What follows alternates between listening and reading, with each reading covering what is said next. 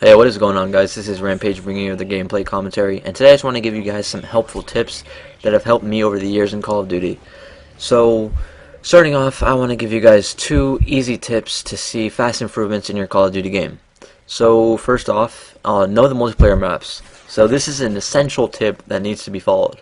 If you know and study spots and start learning good rush routes and just routes through the map, I assure you that you will see great improvements in your Call of Duty game.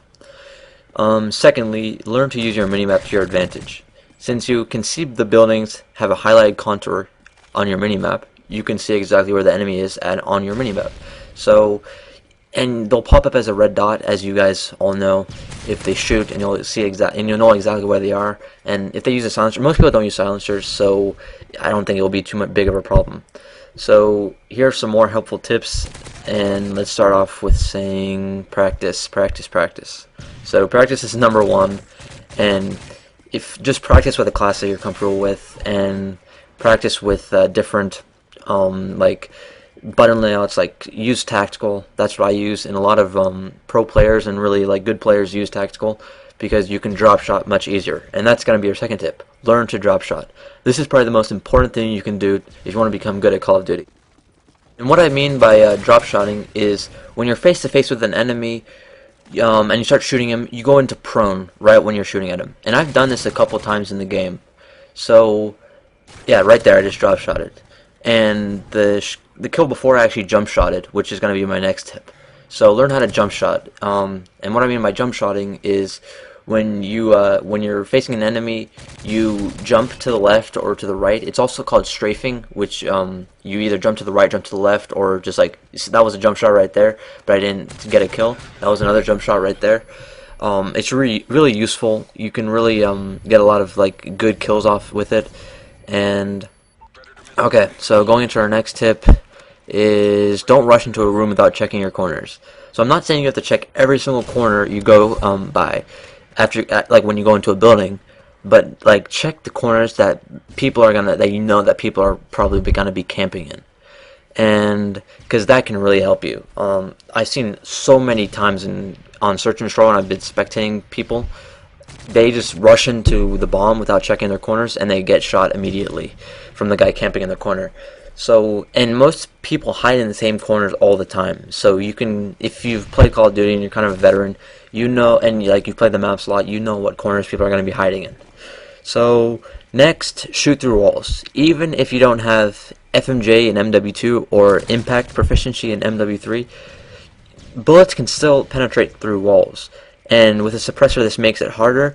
But still, if you see an enemy going, if you shoot at an enemy and he goes around a building, still shoot at that wall for a little bit, because you'll probably get him. And it's just like you get a cheap kill like that, and it's good like that. Another tip is buy a gaming headset.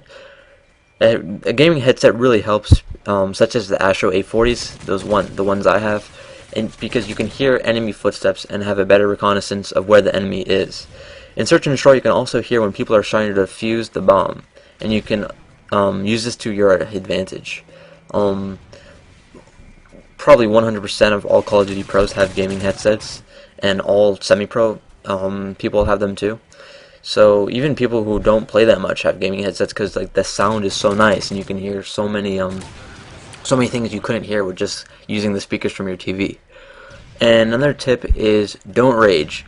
So I know it's hard when you constantly get spawn kill to rage, but it's not a good thing to get. It's a bad habit to like get into. So try to hold in your bad emotions and just look for things that you're doing wrong. Because if you're getting spawn killed, okay, like that, you can't do anything about it. But if you're just spawning and you're just dying, try to see what you're doing wrong. Try to stay back, camp a little bit.